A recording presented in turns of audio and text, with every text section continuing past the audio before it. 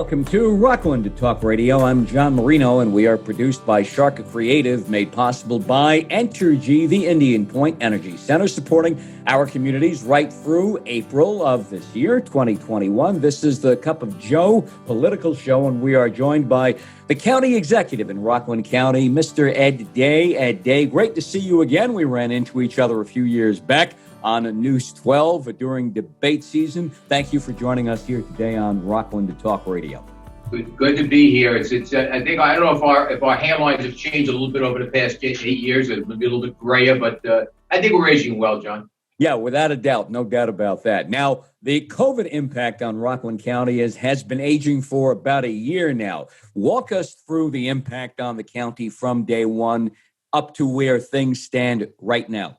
Right. Well, I mean, obviously, from a public health perspective, we were impacted like every other county in the nation and every other place in the world.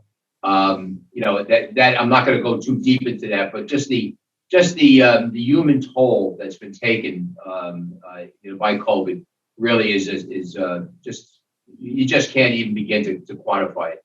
But as a practical matter, beyond dealing with the virus and the human toll that it took, and has continued to take. We're looking at down the barrel of a gun as it related to the fiscal condition. The predictions of a fiscal tsunami were well heard by all of the counties in New York State in particular. I belong to the Mid-Hudson region with 7 different counties, including Rockland, obviously. And we spent a lot of time, when I say we are the fellow county executives, on how do we deal with this? To give some sense of it, I always use a comparison that we, the state, looking to cut back our reimbursements by 20%. We're looking at a 45% cutback in sales tax revenues, which is what county government is very reliant on. Absolutely, it's just really something. When I tell people, you try to break it down into the average person in the house. Look at it this way: let's say, for argument's sake, you had $50,000 in the bank. And then you wake up one morning, something happens, and your entire bank account is wiped out. Now, that is shocking. It will certainly get your attention. But, you figure, something, I'll get by. I'll manage. We'll build our bank account up again. We'll be fine. Then the next thing, on January 1st, you find out that your boss just cut the salary 20%. Now, what didn't change, obviously, is your mortgage, the taxes, the grocery bill, the car payments. None of those things, heat, hot water, power, these things didn't change.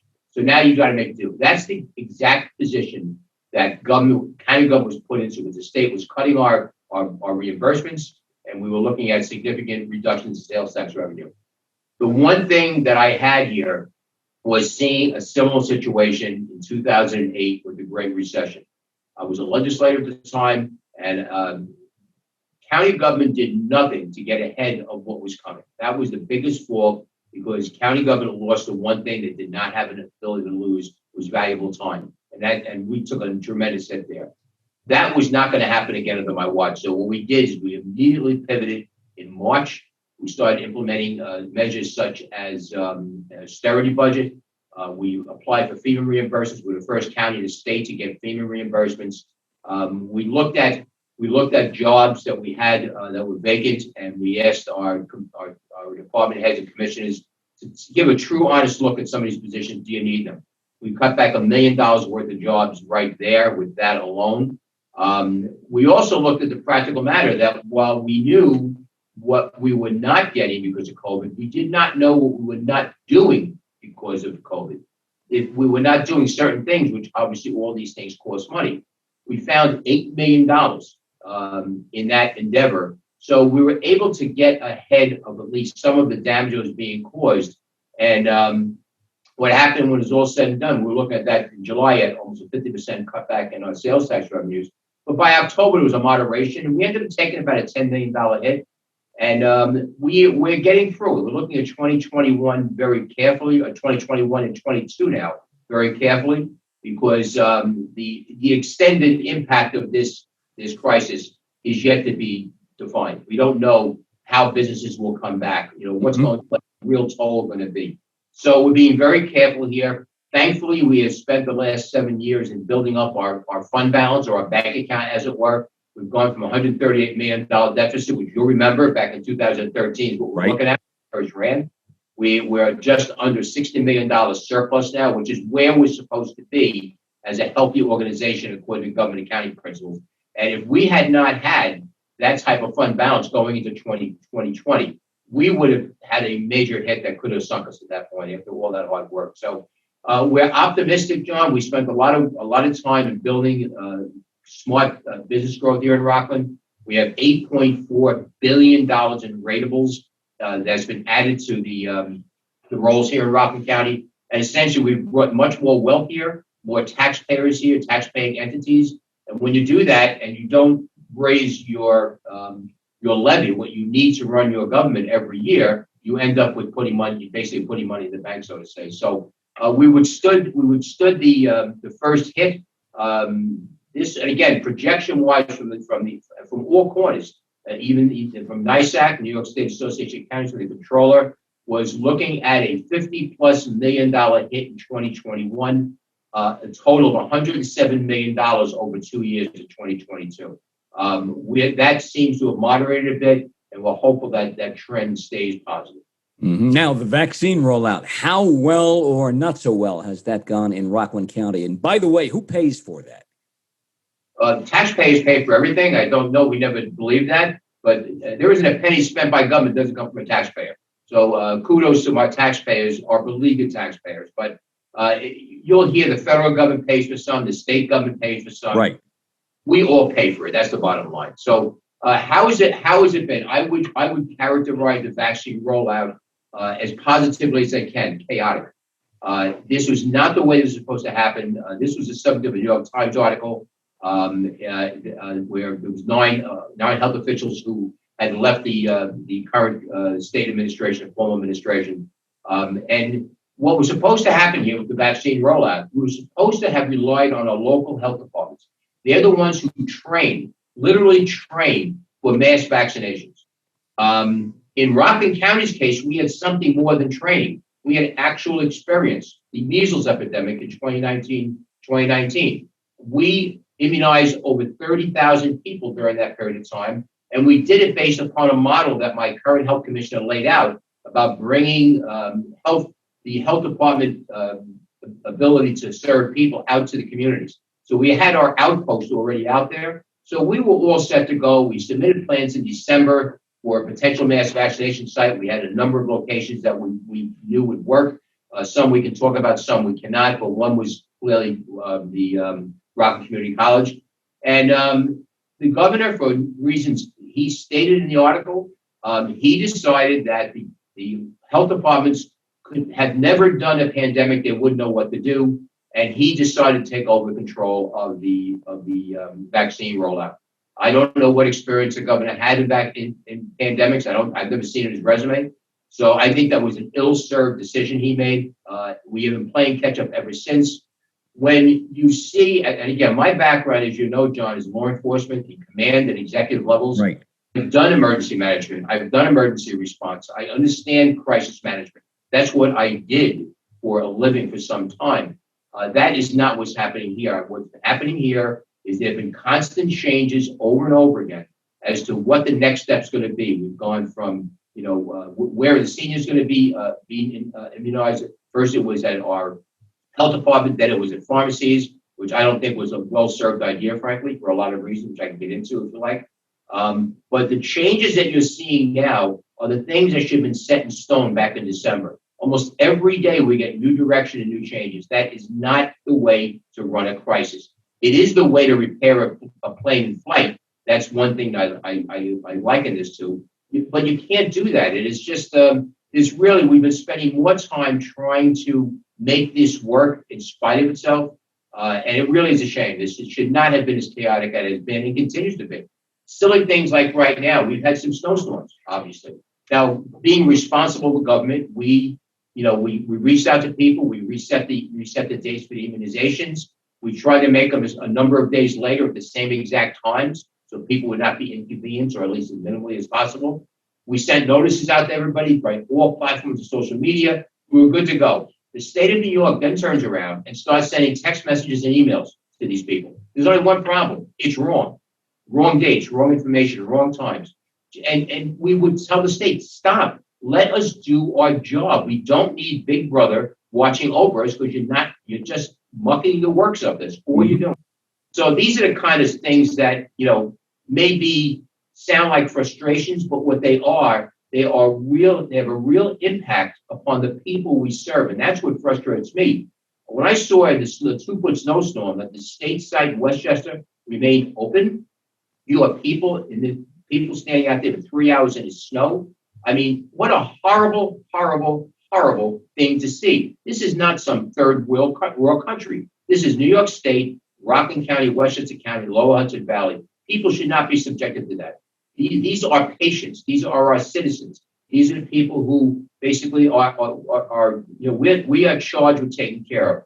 So what we did, we postponed them, and we did them in a way that was kind. One of the days we postponed, we told people very simple: do yourself a favor, just come back whenever it's convenient on that particular day.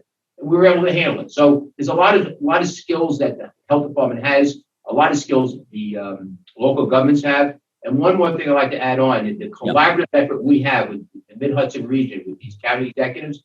We all put our heads together when this all hit the fan back in March. What do? We saw what was happening. We know the dire predictions. We put our heads together. We have people with various levels of experience. Steve Newhouse and I have the same level of experience. We came at the same time. I call him my kid brother because he's much younger than I am. George Latham has experience up in Albany. So, there's a lot of experiences there. We put our heads together. And what I can say with great pride is that when all of these budgets were finished, now, and again, that fiscal tsunami was coming at us, now one county government raised taxes over the cap, which was like about 2%. So we all stayed under the cap, despite the fact that we took a big haircut in our finances, but we managed to do that. And that really is, people have said that was miraculous, because there was a lot of governments across this nation that were really on just trying to make ends meet at this point, and taxes went up significantly. So that's just one thing. Is we made the worst possible scenario into a positive to some degree. Rockland County Executive Ed Day here on Rockland Talk Radio, produced by Sharc Creative, made possible by our friends at Entergy, the Indian Point Energy Center, supporting our communities through April of 2021. Ed Day, you talk about all these changes that the state handed down, and we've tried on our end to keep abreast of all these changes too. We look at the situation with nursing homes, the scathing report by State Attorney General Letitia James about how the Cuomo administration mandated how the elderly were supposed to be moved last April into May and COVID inflicted seemingly elderly from hospitals to nursing homes and sometimes back to hospitals. This changed along the way. You talk about the vaccine rollout changing. First of all, what was your reaction to the Attorney General's report? And secondly, why do you have any insight as to why the state keeps changing all of this? Because on our end, it doesn't seem to make sense, as you've alluded to also. I'll answer the second question first. It doesn't make sense. And what it really is, in my humble view, again, based upon my experience, this is a failure to have the plan laid out that was viable and workable, because there was no reliance on those who make viable and workable plans, our local health departments, and they're playing catch up right now. That's the takeaway I have right now. Now, people can argue with me, and to be clear, I'm not going to make this a beating up session of the governor. I will say this publicly right here to you now, that I give the governor a lot of credit. When this first happened, he was facing the unknown. Now, that is, again, as a former law enforcement member, there are times you go up a dark alley and you're facing the unknown. So right. I understand it. He took that unknown and the crisis that was in front of him, and he laid out a plan of action, phase 1, 2, and 3, and 4, to be able to get our businesses shut down and how we're going to open them up. And theoretically, what was going to happen, there were benchmarks along the way. We would take a look at the data that we knew. And again, we didn't know much about this virus at the time. And we would open the valve up, and we'd open up businesses a little bit more. If we saw a spike, we'd start shutting it down, and we'd identify spikes through contact tracing. That was an excellent plan he laid out. There was only one problem. He stopped. July 7th, it was supposed to be done. And even to this day, he's still meddling with the pieces of that plan. We still haven't opened up the economy. That was supposed to be opened up in July 7th of last year. So this is where he started out of the gate very well. I think he put together a plan that was logical given the information he had.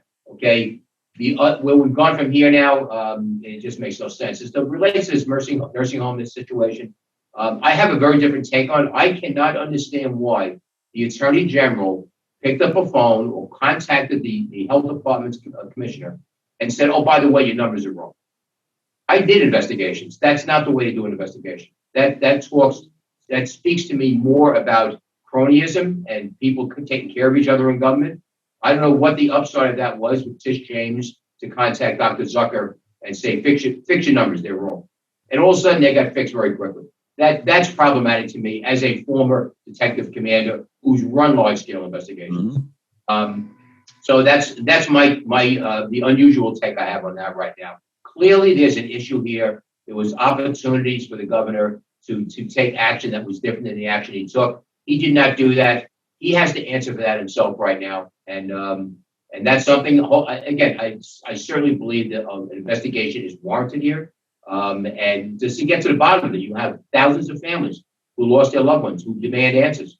I think under the circumstances, there are plenty of questions here that need to be answered. And I think that investigation should be handled, given who was involved here right now. We have the top elected official of the state. That should be handled by the feds, and I would suggest they appoint a special prosecutor like Bree Barrett.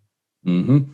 You talked about the Rockland budget a few minutes ago. You went into great detail about it. It's state budget time up in Albany. It's due April 1st. That's always a loose date, obviously. If you had an opportunity to sit at the table with the state legislature in Albany, with the assembly, with the state senate, what would you push for to be in that budget? What I would push for them to do, without getting into all the specifics, because we all have wish lists, but I'll ask for one simple thing. Last year, when I prepared my budget, I had the former finance commissioner, who actually is my fiscal assistant here in my county offices. I said, look, everything the state does, I want you to document it, so we know exactly what their actions are causing.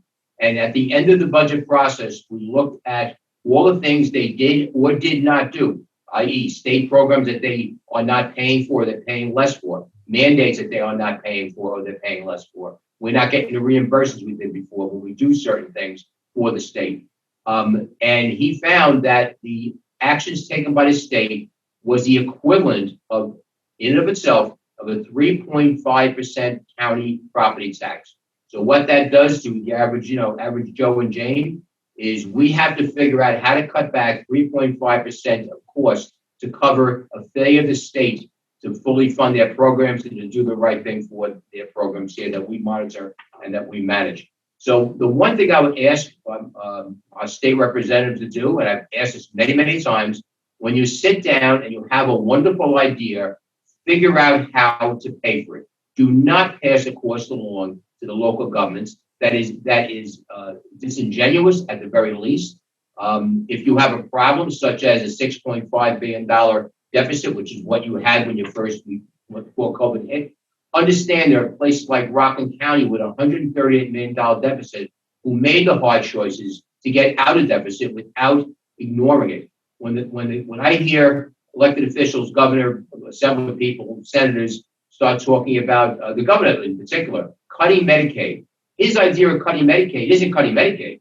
Our Medicaid is one of the most maybe the most generous in the nation. It's cutting the reimbursement to the localities. That's what it is. He's not cutting the program itself. He's cutting the reimbursements to us. So, I mean, these are the things that we look at. I would just say, if you want something as a legislator in Albany, figure out a way to pay for it. Do not dump the cost here on us. Now, with your law enforcement background, we look at a couple of things going on in Albany now, some proposals for the budget, the legalization of marijuana. Good, bad, in between?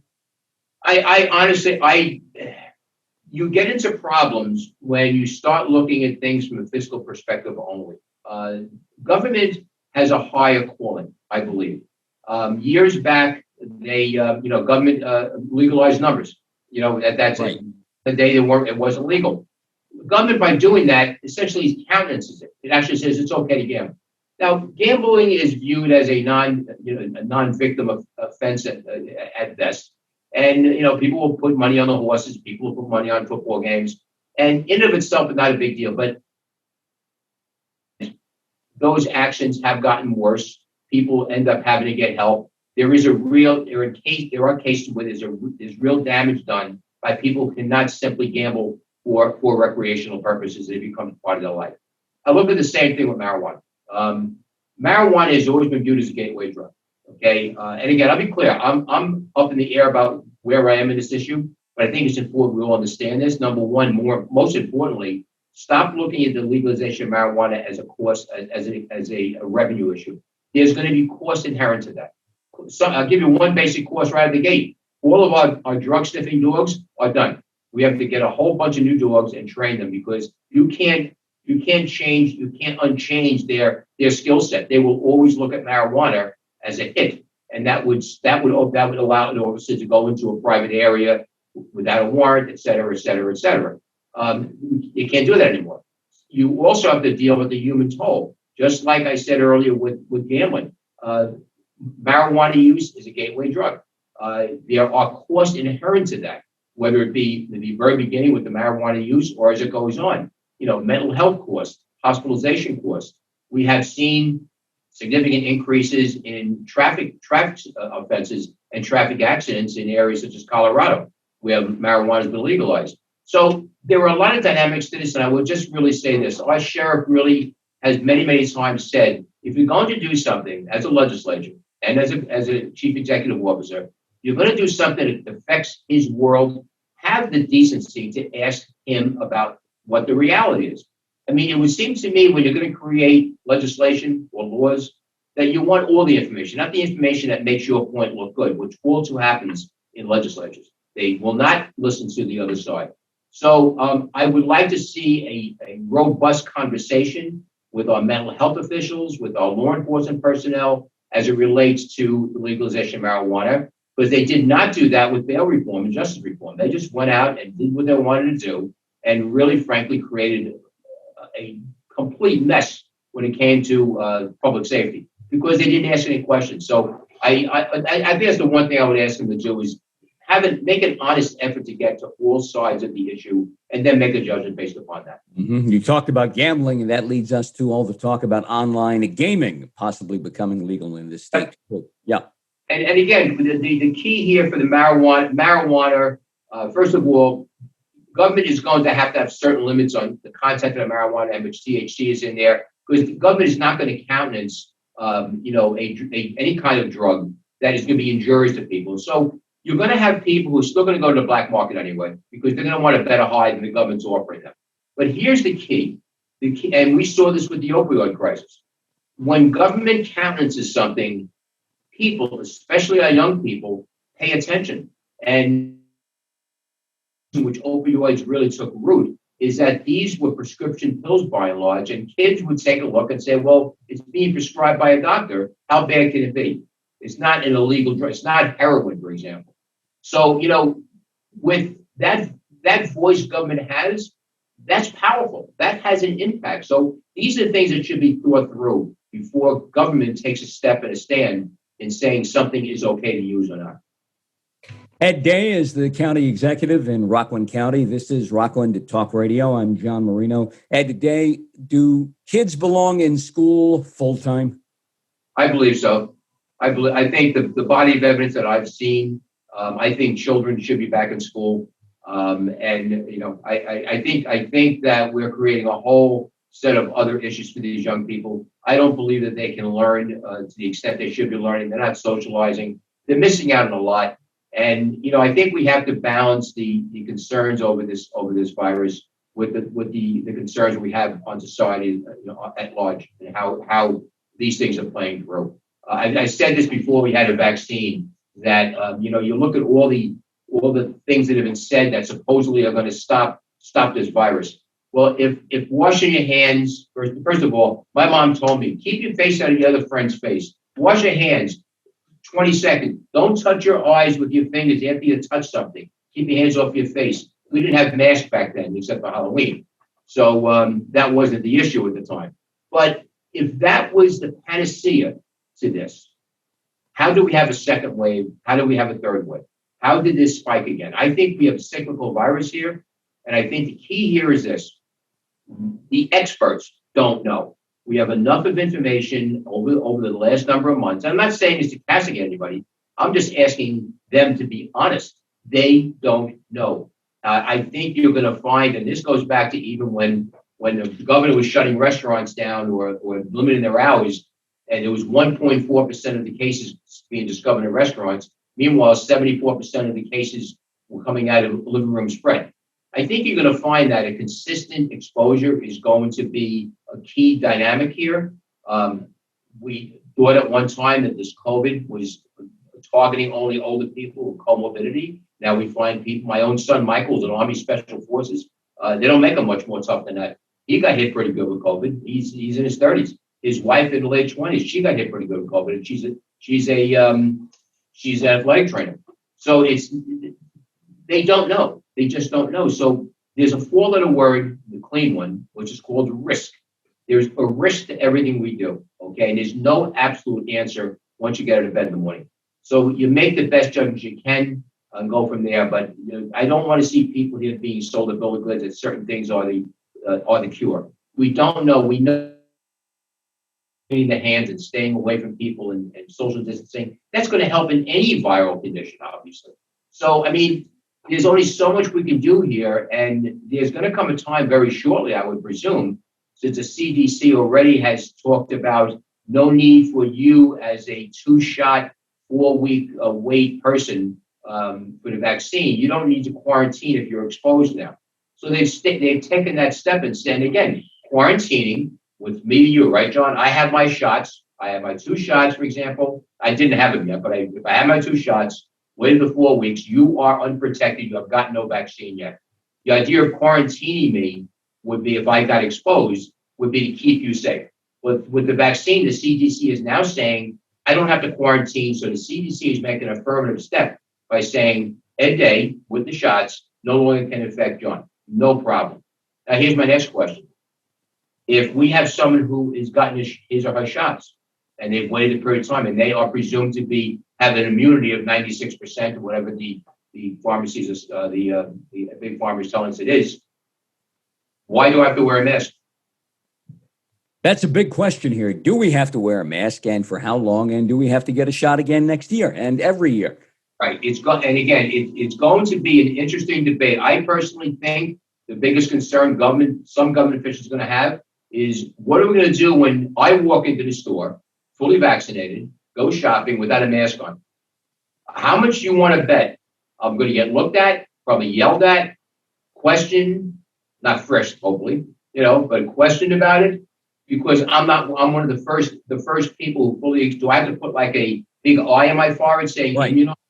So so now we're not talking about medicine now. Now we're not talking about public health. We're talking about, public order.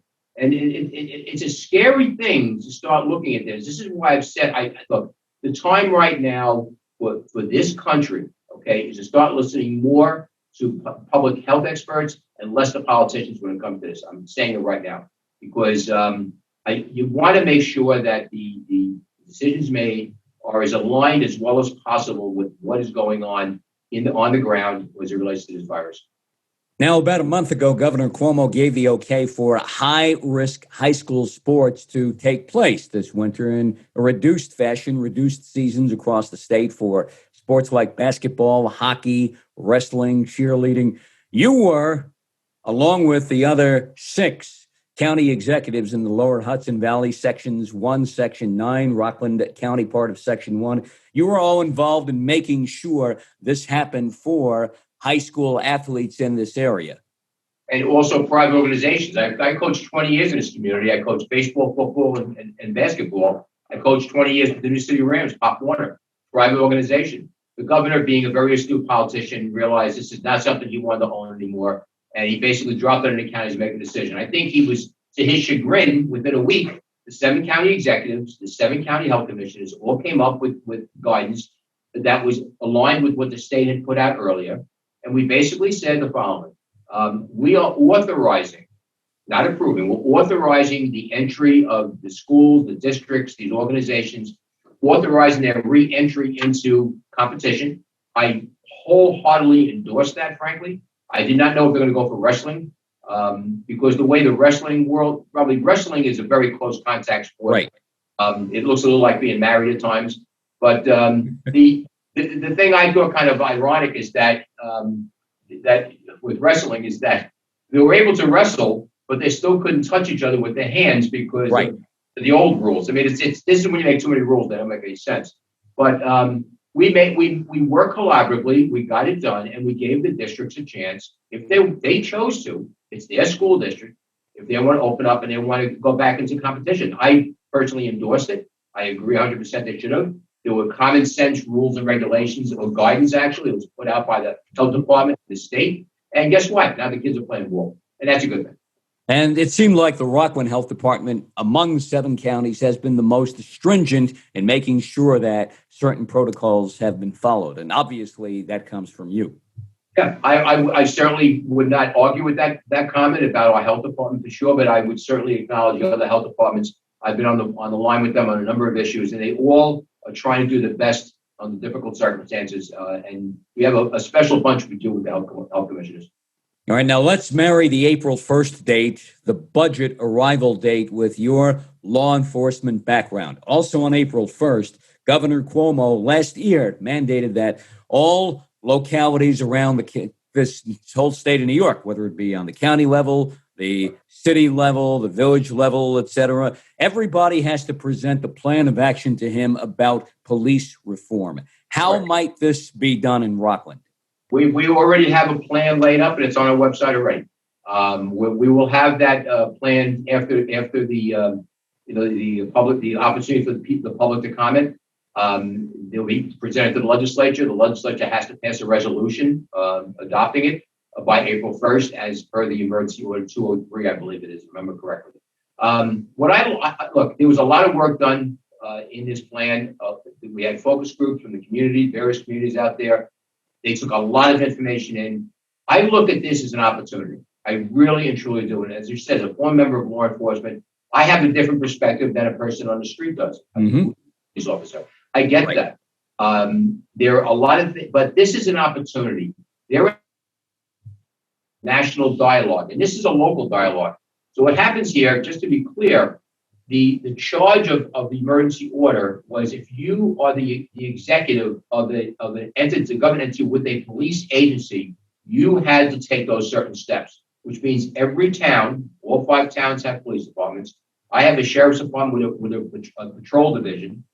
Certain villages have their own police departments. Each one does their own plan, which makes sense. You don't want to have, it would make no sense, frankly, if someone in Stony Point had people from Ramapo or from Spring Valley or from up there trying to offer ideas and thoughts with their police department. It's just not a logical way of doing it. So each entity is submitting its own plan. But again, I look at this as an opportunity because there are some things we've heard in the national dialogue. Well, the police should have more training. Okay, do you know what kind of training we have? And often they don't know. And I would not expect the person to know that, to be clear.